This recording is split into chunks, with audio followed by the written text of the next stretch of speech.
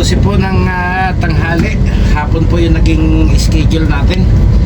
Dalawang bus po kami, pupunta po kami ng Ateneo de Manila University sa gawin po ng Katipunan. So magiging service po tayo. Hindi po natin alam kung mga estudyante po yung sasakay, at dadalahin po natin doon sa Globe Tower sa gawi po ng BGC sa lungsod ng Taguig, mga kabiyahero.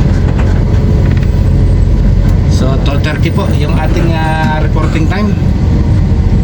Titingnan po natin kung hindi ganong matraffic, pero siguro naman po yung 2 oras at kalahati ay sapat ng oras hanggang doon po sa ating pupuntahan.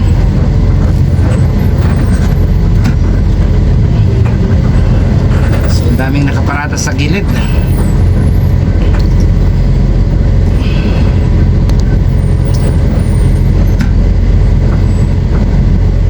At napakaulan.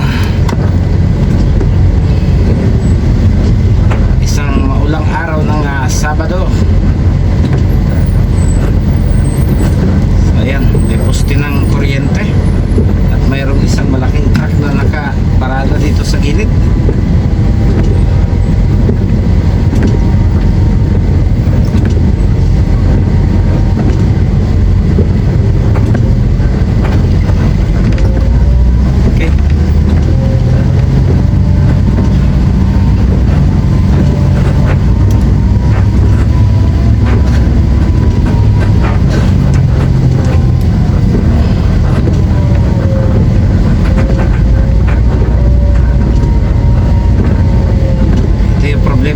Sa aming garahe, interior po kasi, at medyo hindi maganda yung sukat ng kalsada. Maraming nakaparada sa gilid. Mayroon pa pong isang malaking elementary school. Sa bagay, maikli lang naman po ito. Natatanaw yung magkabilang dulo kung galing ka po sa labas at ikaw ay papasok. Pag nakita mo kung may papalabas, ikaw na mo mismo yung titigil mo at maghihintay. Yan.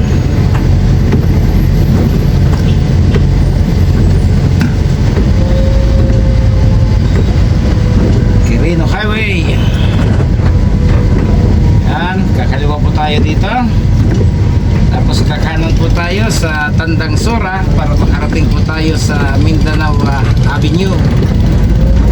Yun po yung ating gagamiting way patungo po sa Katipunan, kung saan naroon po yung Ateneo de Manila, mga kabiyahero. Okay, kahit medyo may benta po ng traffic dahil sa ulan, may sapat pa po tayong oras. Halos alauna pa lang po ng hapon at 2:30 po yung ating dapat na reporting, mga kabiyahero. Mahigit pa po isang oras tayong ipagpapahinga.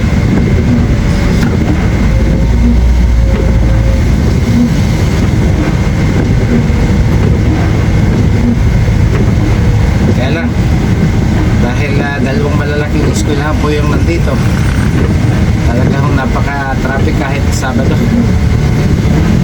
Miriam College tapos sa Ateneo, magkadikit lang po sila.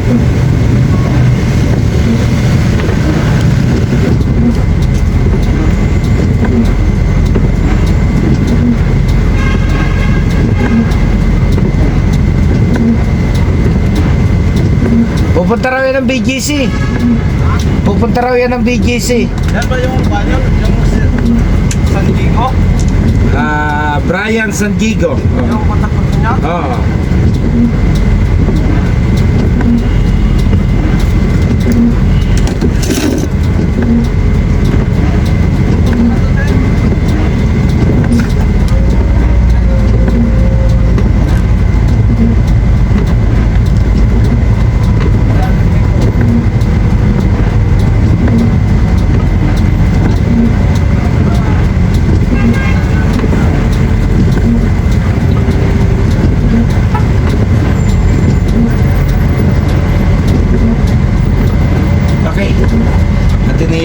Ateneo na po tayo. Ang problema, tinatanong pa kung sino yung contact natin at saan tayo pa i-stambayin. Medyo napakalaki po kasi ng campus ng eskwelahan ito, mga kabiyahero.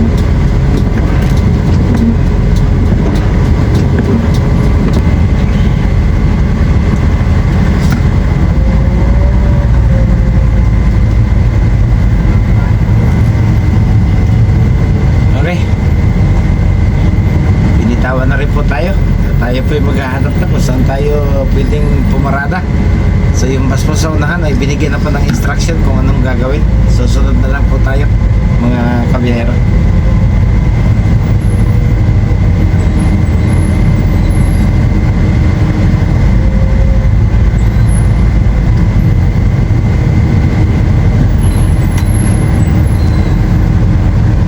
Kahit araw ng Sabado, napakaraming pumapasok dito sa Ateneo. Siguro may mga school activities pa yung mga bata.